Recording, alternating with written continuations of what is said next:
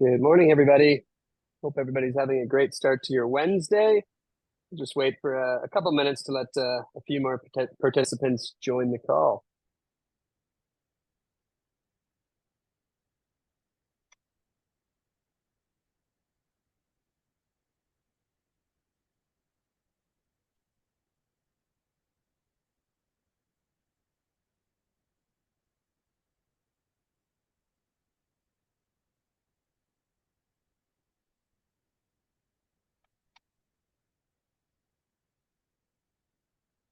Maybe we'll give it till 11:02 and then we'll get started, Joe.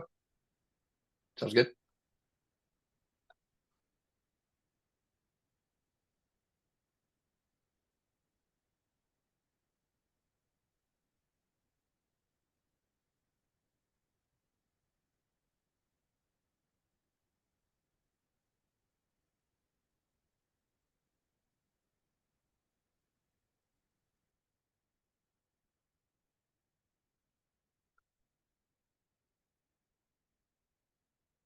All right, let's dive in. Thanks everybody for joining this morning. We're excited to put on this webinar. A couple of housekeeping items. We will be recording this webinar and sending it out afterwards.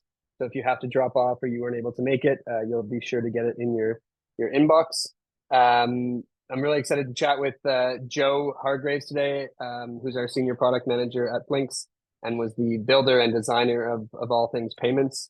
I'm not going to pretend to be the guru here. That's totally Joe. But I'm Eddie Bakey, and I lead our customer management and onboarding team.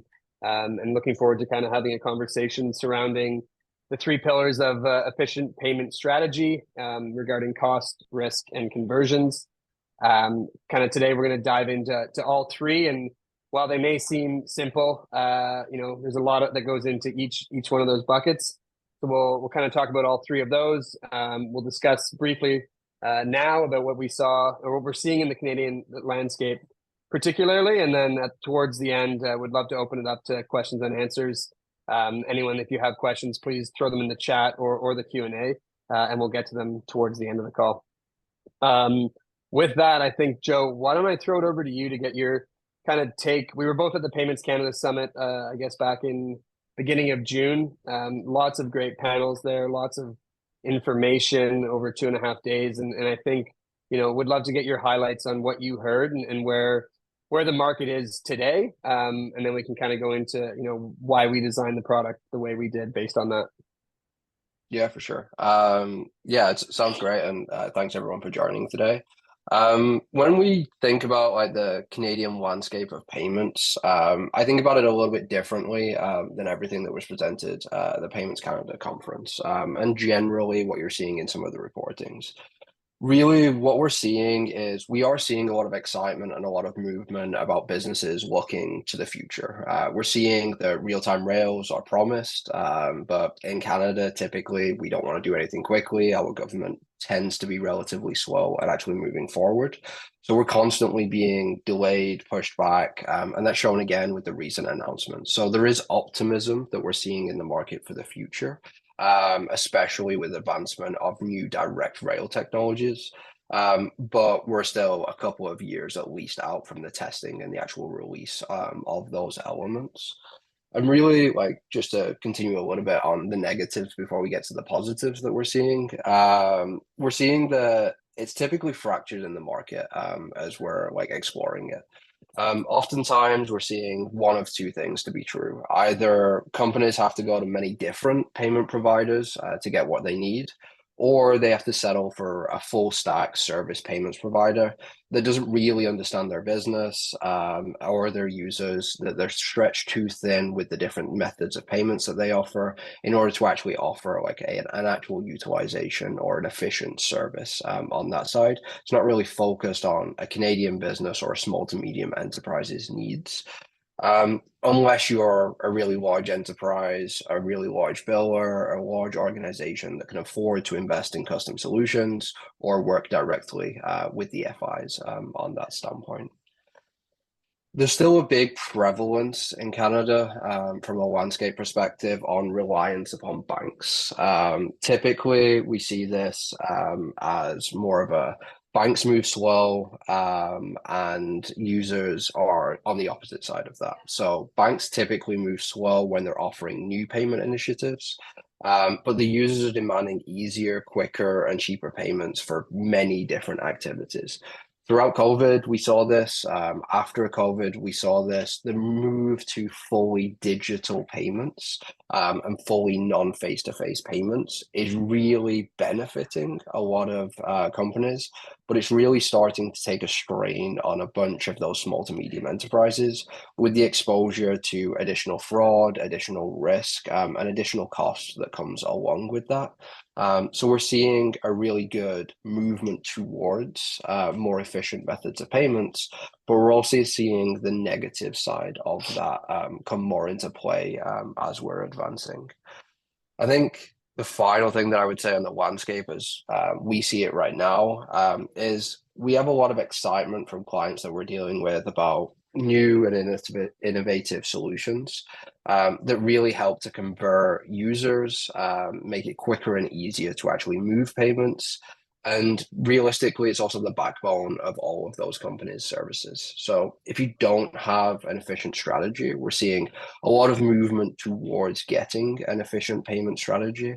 But if you don't have one today, you're leaving countless funds on the table, is what we're seeing so far. If you don't investigate the new and innovative solutions to allow your users to pay, they'll just go to an alternative solution that actually allows them to do so and allows them to do that quicker and easier. So what really we see within the landscape and where our strategies comes from is really identifying, strategizing, and working with those companies that I just mentioned that understand where they need to be moving within the payments landscape and where Canada is moving towards, and to try and get ahead of that before obviously it's too late. So that's my view, Eddie. For sure. Yeah, no, and I agree. And a couple of things that I just add based on some of the conversations we've been having with our customers. And I think you nailed it on the enterprise side. There are a lot of good options out there. Banks are still predominantly owning that marketplace, but it's still extremely fragmented for a lot of the small and medium-sized businesses. And like you mentioned, they have to navigate multiple platforms, trying to move, data from one place to another, and it leads to obviously increased inefficiencies, but also increased costs. So when we look at costs coming up, it's not just the cost of what that transaction is, but it's the cost of, the manual labor that goes into bookkeeping, or the manual labor that goes into trying to get your data and payments from, multiple different platforms into to one, whether it be an accounting platform or whatnot. And I think that leads to kind of inadequate integrations, and without the ability to seamlessly integrate and move your data, your costs are just astronomical. So it doesn't actually matter exactly what you're paying per transaction, because you have to add them all together. I think when we also talk to some of our customers, they have very different payment methods throughout their organization. So I was talking to one customer the other day, and they have 5 different ways to pay on their website, but they only have one way to pay through the app. And it's completely separate from any of the 5 that are on their website. And so for them to do the reconciling in the back end is obviously, extremely manual and something that they're not too excited about. So I think with the promise of real-time rails coming and open banking in Canada, when the government actually moves on that, time will tell. But it's about working with companies that are out there that are innovative and setting you up for success to kind of, when that time comes, to be able to flip the switch, if you will, and be prepared for what comes next. Perfect. So jumping along to the next slide, we'll love to kind of break down, Joe, your thoughts on the costs, risks, and conversion. We've kind of defined those 3 as the major pillars for the conversation today, and I don't need to go through and read each one as all the viewers can see that, but I think there's so much more behind each one of these words than risk. So some people might think on cost, oh, it's the cost of the payment, or on conversion, it's how do we get that end user not to drop off, or for risk, the risk of fraud. But Joe, if you want to kind of break down the cost and risk side, I can dive more into the conversion. But when customers are looking at cost, what should they be thinking about? Yeah, great question. I think traditionally, like the major cost that like most companies will look at is just the pure transaction cost that you're actually utilizing for that. So typically, that would be your per transaction cost for processing an EFT, processing an e-transfer, processing a credit card payment, whatever that call it basis point or per transaction cost is at that time. That is definitely a component of that, but typically what we're seeing is it's not the major component of what you're actually being charged for that payment service itself. So it may be the cost that you give to a payment service provider within there, but based upon how you're treating the other elements, be that risk or conversion on the other side, you also have call it 5 or 6 additional costs that you really need to be looking at within your strategy in order to actually make this work. One being the cost of any failures, so returns, fraud, NSF, dispute, anything to do with that. That's typically the second element that you would look at when you look at costs is when something fails, how do I or my clients get charged on that side? The third one is really around cost of manual intervention. So when something fails, how do you accurately adjust your costing based upon the fact that you then have to go in, follow up with that user, or give them an alternative method of payment? There's a risk of losing that client themselves, which also goes against your direct customer acquisition cost. And the cost of actually utilizing that service and bringing that client to call it that checkout or that funding page on that side. And the final one, which typically isn't really focused on that much, but is really a core component, is the actual cost of lost or delayed working capital. Within the market, really what you're seeing is, yeah, you have a failed transaction, and you may have to return those funds, for instance.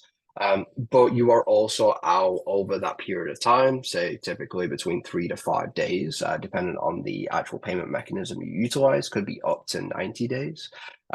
You are delaying your utilization of that capital in order to deploy it elsewhere so that those clients can actually benefit from the service. So when we talk about costs, it's kind of bundled together with the actual transaction costs and the physical money that you're paying on that side. And then realistically, your opportunity cost from where you're deploying or utilizing that capital elsewhere. That's how we look at it at Flinks. And that's really why the combination as we move into risk is really important because you want to minimize the call it soft costs that you have on that side. And the easiest way to do that is to actively analyze and solve for the risks on that side. Anything you're out there, Eddie? Yeah, I think before we jump into the risk side, because I obviously they go hand in hand. The one thing I would add is the customer acquisition cost. I think it often gets overlooked, and that's why these three pillars are so important because conversion matters. Obviously, you're spending a lot of money to acquire said user, and for them to drop out of the flow for whatever reason, whether it's a failed transaction, whether the flow is too long, whether it's too manual, it's not automated enough. So there's that cost of losing that customer that I think a lot of customers forget about, or end user that a lot of customers forget about. And then I think the last piece is like the integration cost. And I would still call that a soft cost. But I'm not talking about integrating with Flinks' payment system or another payment system. It's those third parties and what kind of fees are they charging you, and how much is that kind of related to what your risk tolerance is on that level. And so I think when you combine all of your costs together, yeah, it's what the price per transaction is, but it's making sure you have a handle on, as you called them, all of your soft costs to be able to actually turn this thing profitable. So I guess with that, Joe, obviously one leads to the next. How do you think about risk from that perspective? Yeah, I think risk has like an innate tie to cost itself on that side. And I think we'll discuss that a little bit more as we like look at balancing those pillars a little bit later here. But within risk, when we look at payments itself, there's two direct risks that you're really looking at. You're looking at transaction risk itself. So that's the risk of a failure. That's the risk of a non-conversion. It's the risk of that user not being able to complete that flow within the direct limitations of what they're doing with your business at first and foremost. The second is everything to do with the actual analyzation of that risk over time. So that could be fraud, it could be money laundering, it could be identity theft, the chance of a recall, the chance of a delayed NSF, account mismatch, any incorrect details on that payment itself that causes that transaction to be reversed. So really, the core objective within the risk side is obviously to minimize the amount of risk that you have. That's typically how most clients will look at that. We don't really look at it as or we don't think you should be looking at it as minimizing the total risk that you have. Everyone would like to have risk at zero. There's just no way that you can effectively do that and operate your businesses. So what we look at it from like our perspective is really looking at balancing that risk itself with the efficiency that you're getting out of analyzing that risk. So how can you make it easier to analyze and project and accommodate for that risk, and minimize as much as possible without necessarily impacting your user's ability to move through that flow, and to actually complete the payment itself, whilst making sure that the actual users that are too risky or the payments that are too risky do not actually flow through. I think it's a fine balance, but the risks aren't just of the failure or the chargeback of that transaction. It's really around the entire life cycle of that payment itself.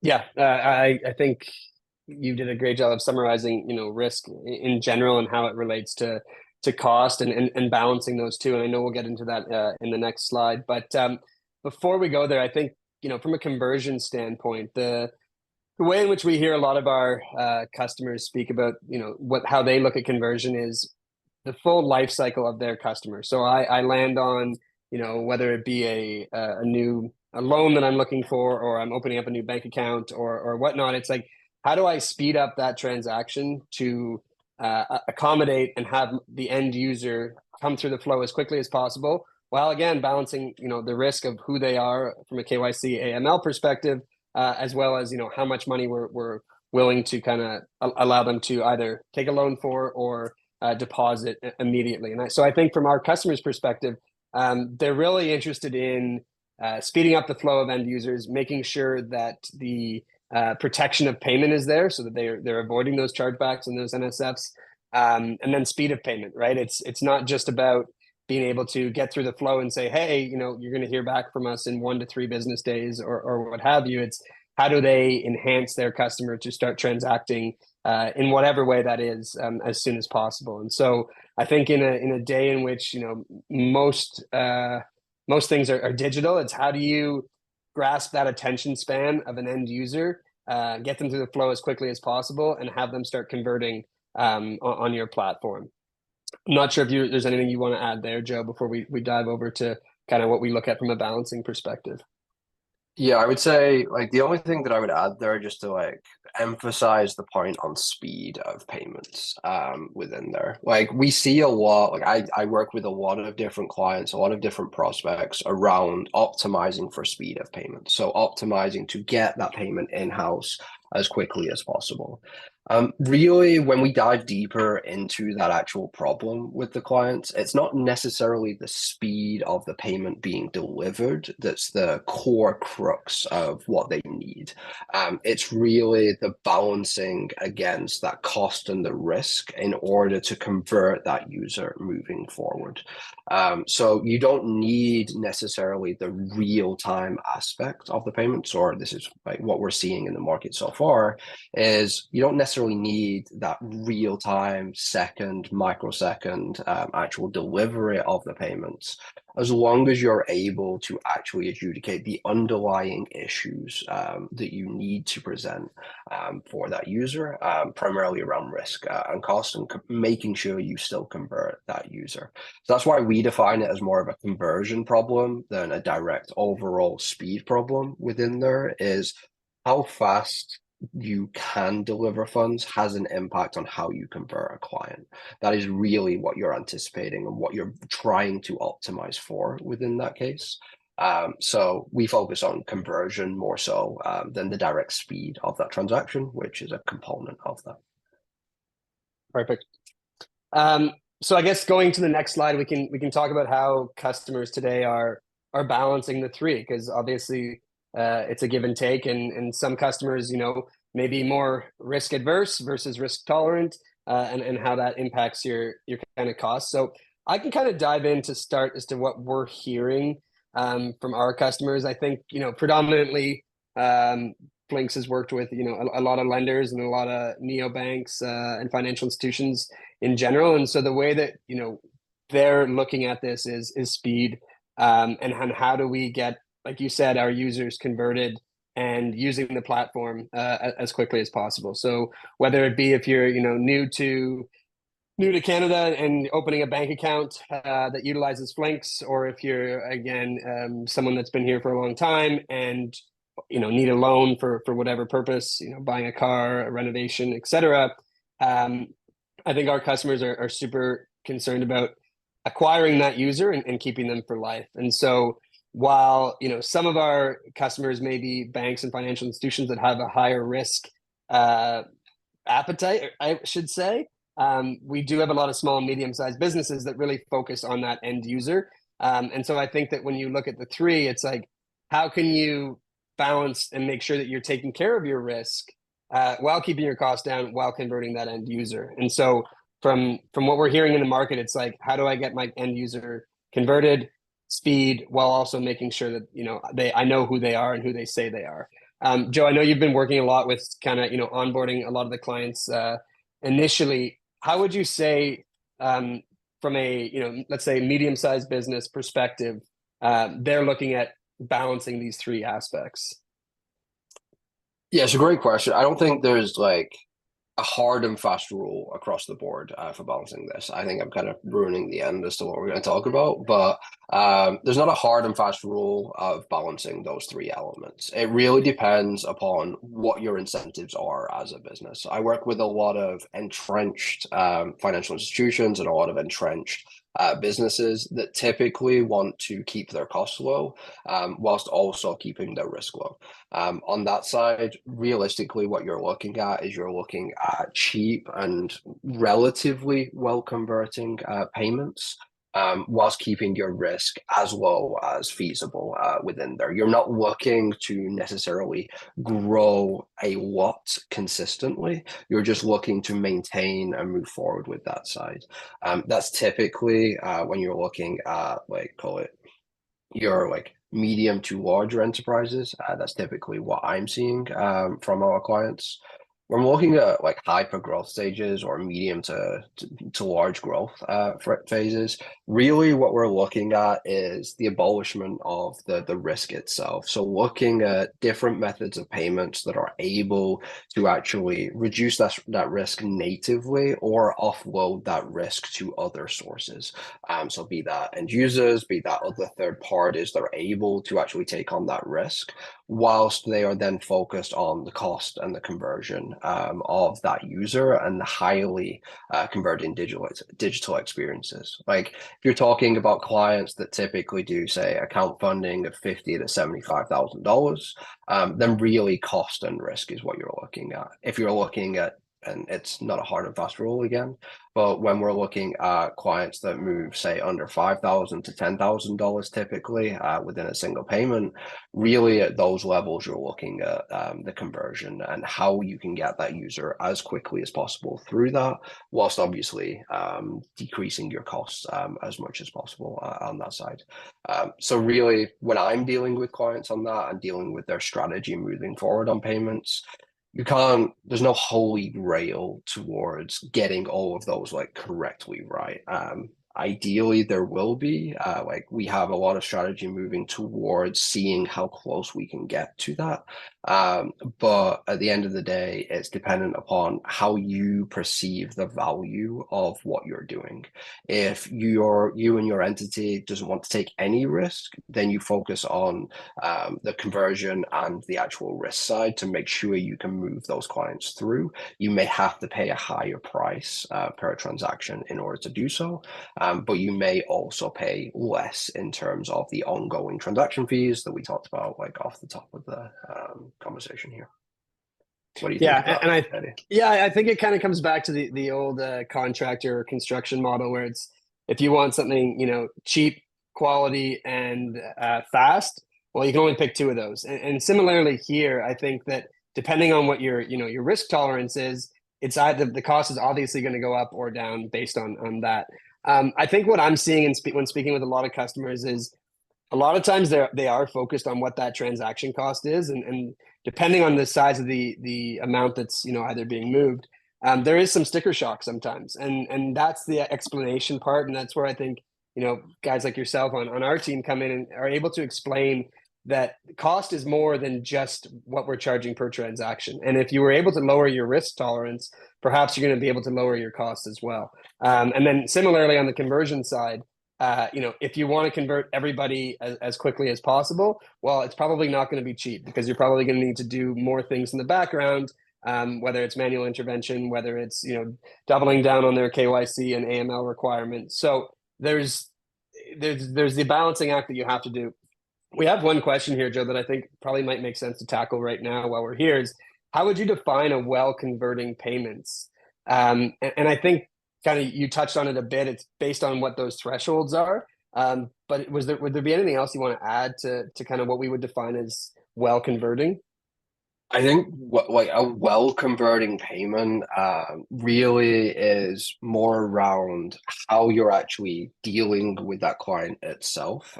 So like there's a couple of different elements that you have within there. So like obviously the most well converting payment is a frictionless, instant, risk-free payment that you're able to process on behalf of that client, which requires no intervention from that user whatsoever, and then you're good to go.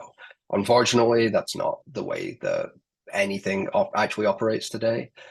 So where we focus on helping like with that conversion is to try and make it as frictionless as possible.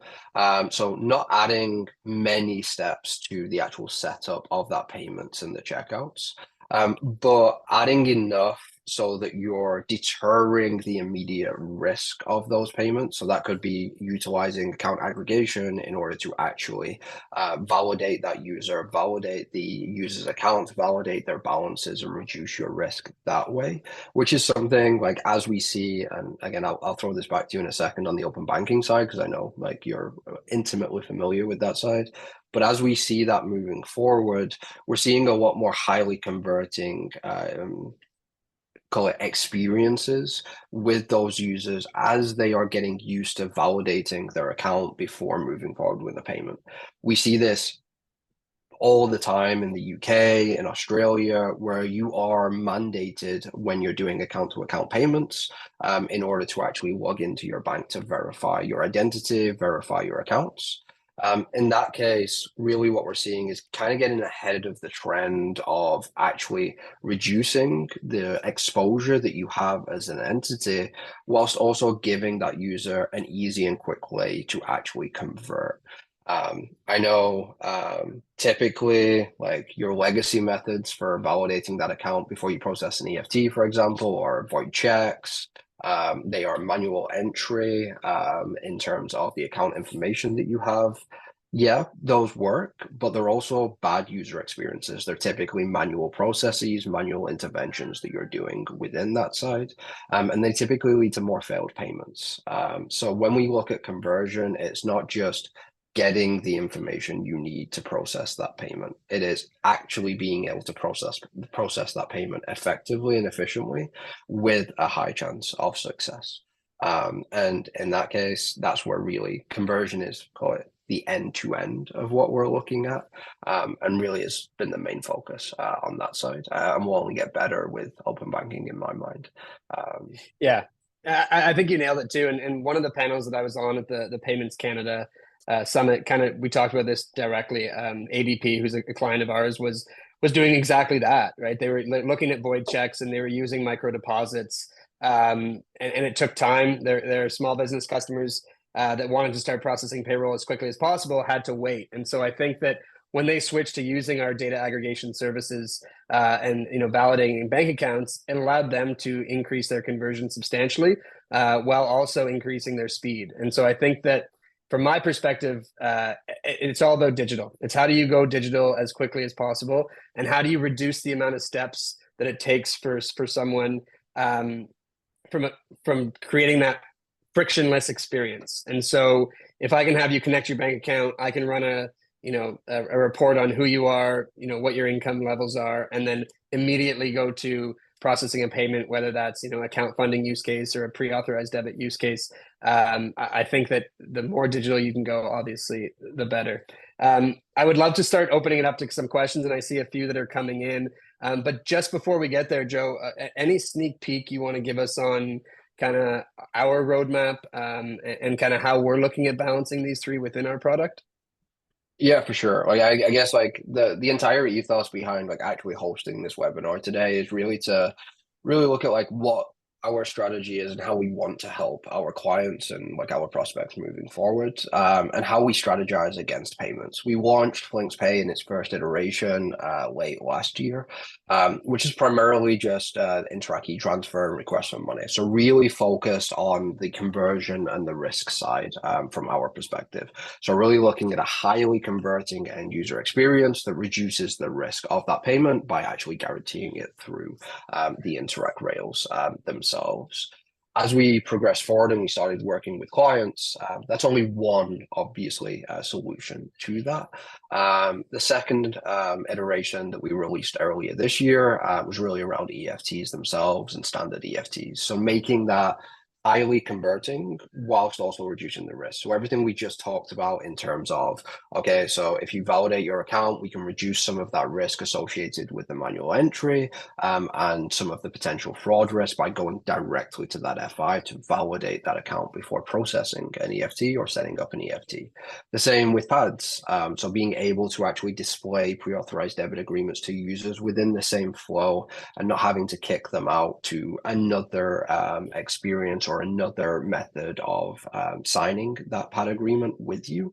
That just relates to more the user experience and the actual conversion side of that. As we move forward, really what we're going to be focused on is primarily the advancements we can make on top of those. I believe with what we have with the e-transfer side and the EFT side, we don't really anticipate, unless we're working with clients that specifically request that, adding many more direct payment rails into what we offer with Flinks Pay. We focus primarily on account funding with a lot of different digital banks, with a lot of different investment companies, as well as loan repayments and direct bill repayments on the other side as well. Where we're moving towards is really looking at how we can not change the rails themselves, but add different layers of protection to your entities over the top of those rails to reduce all three of these, reduce the risk and the cost of a transaction whilst maintaining a highly converting experience. So you'll see more of that as we progress out of summer into the fall. But really what we're focused on is strategizing to not change the way that an EFT or an e-transfer or a direct payment operates, but really just add the layer of intelligence that we have within those payments on top of that. So you can see today we have payments optimization that's live and in market. You can think of our strategy as really expanding upon that optimization of those payments and reducing the risk that you have to be exposed to on that side. Awesome. I see there's a question here on the cost for requests for money. We'd be happy to take that one kind of offline. Happy to answer any questions regarding what those costs are. But yeah, at the end of the day, I think another question that really talks about where we're going and where we see the market going is to those real-time rails. And obviously they're not here today, but I think one thing that you and your team, Joe, are constantly thinking about is how do we innovate to make sure that by the time real-time rails are ready, we can flip that switch and make sure that our clients can take advantage of that. I know that's, in the works in our product roadmap long term. We're still waiting on the government to make a decision on when that will be. But I think a lot of customers look to us to say, also on the open banking side, but on the real-time rail side, let's work together to make sure that by the time that comes, we're not too far behind and in our experience. So I think from our perspective, it's like, let's work with the government, but let's also work on making sure that our products are innovative and ready to be there. Yeah, like just Go ahead.